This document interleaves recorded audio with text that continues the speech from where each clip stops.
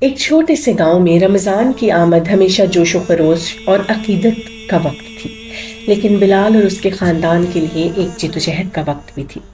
بلال ایک محنتی باپ روزانہ کی مزدوری کر کے اپنی بیوی آمنہ اور دو بچوں حمزہ اور مہنور کا پیٹ پالتا تھا۔ جیسے جیسے رمضان کا پہلا دن قریب آ رہا تھا، ان کے گھر میں خوشی کے بجائے پریشانی تھی۔ ان کے پاس افطار کے لیے کھجوریں نہیں تھیں، کھانے کے لیے روٹی نہیں تھی اور سالن بنانے کے لیے کوئی سبزی یا دال نہیں تھی۔ آمنہ نے آہ بھری اور خالی باورچی خانے کو دیکھا۔ گاؤں کے دوسرے حصے میں ایک امیر تاجر مسٹر کریم اور ان کی فیاض بیوی سارہ رہتے تھے۔ ہر رمضان وہ ضرورت مندوں کی مدد کو اپنا مشن بنا لیتے تھے۔ جب وہ مقدس مہینے کی تیاری کر رہے تھے، سارہ نے اپنے شوہر کو یاد دلایا کہ ہمیں ان لوگوں کو نہیں بھولنا چاہیے جو مشکلات میں ہیں۔ رمضان صرف روزوں کا مہینہ نہیں بلکہ عطا کرنے کا بھی ہے۔ اس شام مسٹر کریم نے اپنے کارکنوں کو خاص رمضان پیکیجز تیار کرنے کی ہدایت دی۔ بڑے بڑے ٹوکروں کو آٹے، چاول، کھجوروں، چینی، دالوں، کھانے کے تیل اور تازہ سبزیوں سے بھرا گیا۔ بچوں کے لیے نئے کپڑے بھی رکھے گئے اور اضافی اخراجات کے لیے ایک چھوٹا لفافہ بھی دیا گیا۔ احتیاط کے ساتھ کارکنوں نے یہ ٹوکرے گاڑی میں رکھے اور ضرورت مندوں تک پہنچانے کے لیے روانہ ہو گئے۔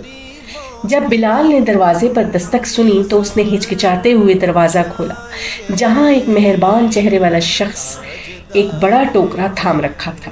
السلام علیکم بھائی، اس آدمی نے گرم جوشی سے کہا۔ یہ آپ اور آپ کے خاندان کے لیے مسٹر کریم اور ان کی بیوی کی طرف سے ایک چھوٹا سا تحفہ ہے۔ اللہ آپ کا رمضان بابرکت کرے۔ بلال کی آنکھوں میں آنسو آ گئے جب اس نے تحفہ قبول کیا۔ آمنہ جو اس کے پیچھے کھڑی تھی، شکر گزاری کے ساتھ اپنے دل پر ہاتھ رکھ لیا۔ بچوں کے چہرے خوشی سے چمک اٹھے۔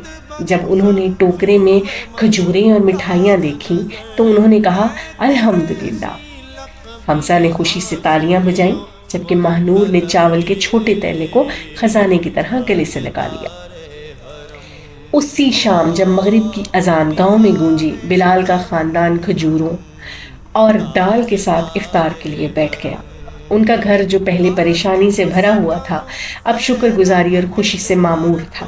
بلال نے ہاتھ اٹھا کر دعا کی اور اس فیاض خاندان کے لیے دعا کی جنہوں نے ان کی مدد کی۔ دوسری طرف مسٹر کریم کے گھر میں سارہ نے مسکراتے ہوئے تصور کیا کہ ان کے چھوٹے سے عمل سے کسی کے چہرے پر خوشی بکھری ہوگی۔ یہی رمضان کی اصل روح ہے، اس نے آہستہ سے کہا۔ جیسے جیسے رمضان گزرتا گیا، بلال اور اس کا خاندان نہ صرف اچھے کھانے سے لطف اندوز ہوئے بلکہ انہوں نے ایک نئی امید بھی پائی۔